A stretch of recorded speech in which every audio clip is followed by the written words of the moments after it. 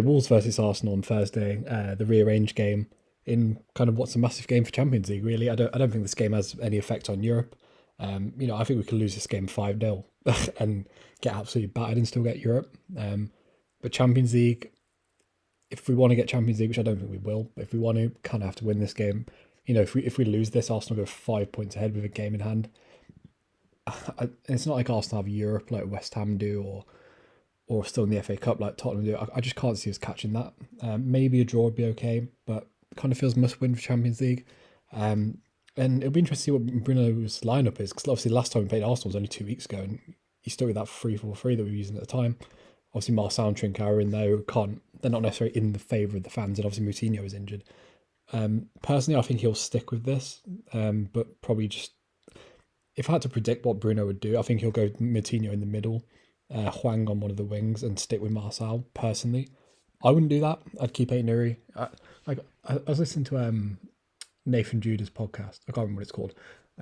He was kind of criticising Aït-Nouri a bit. I didn't really notice it personally against Leicester. Maybe I'm just biased because I like him, but it wouldn't surprise me if Marcel came in. He's a very good defensive fullback. But to be honest, I didn't think he was very good against Arsenal in the last game. And I'm not saying the 3-4-3 worked against Leicester, because it didn't. We were pretty bad against Leicester, and if that performance happens again, we will lose. Because as good as that Leicester game was, we weren't good. Like, we had 2 chances basically in the whole game, or like 2 clear cut ones. Well, to be honest, neither of our goals were clear cut. To be honest, they probably had quite low XG. But the thing is now, if we do want to change the front three, we've actually got options off the bench. And I just think when you're playing Arsenal, I'm not saying we necessarily lost the midfield battle, but I don't think we controlled it as the home side. And when you're going away from home, do you want a 2-man midfield? Not really. I don't think Dendal can work in a midfield too.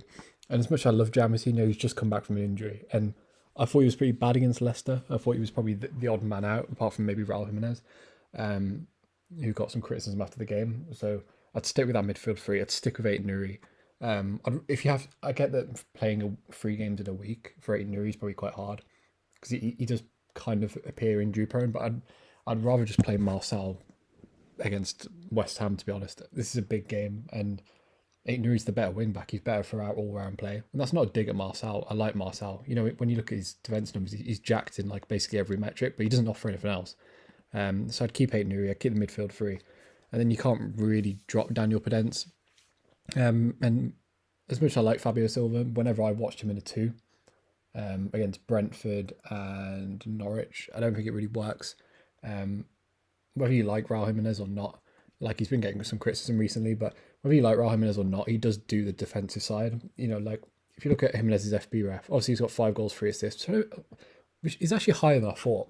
He's at, 8 goal contributions in 1,800 minutes isn't actually that bad.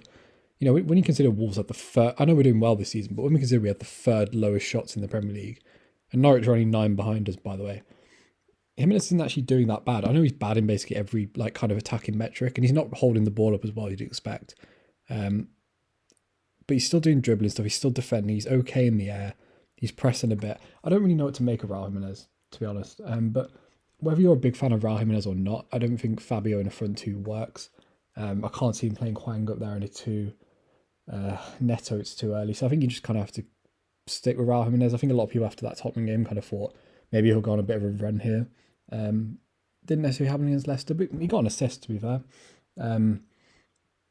But yeah, you kind of have to stick with him in this Arsenal game. And look, going away from home, you need Raul Jimenez's hold up. And look, our away record's good, man. Like, our away record's quite a bit better than our home record. To be fair, Arsenal's home record's pretty good as well, but we're probably not going to have much of the ball this game. Arsenal sat back very deep in that game at Molineux. I assume they won't do that at the Emirates. I'd be surprised. Like, I watched their game against Brentford. They were very on the front foot. They should have been like 5-0 up at half time. And I assume that's what happened in this game. But that benefits us, in my opinion. There's not really any pressure. I don't think that for fans this is a pressure game, but I don't think it necessarily is for the players. Although I suppose they might still be triggered after... because all the players got really annoyed in that Arsenal game about the celebrating and stuff. I didn't really see an issue with it. I don't really get why Ruben Neves and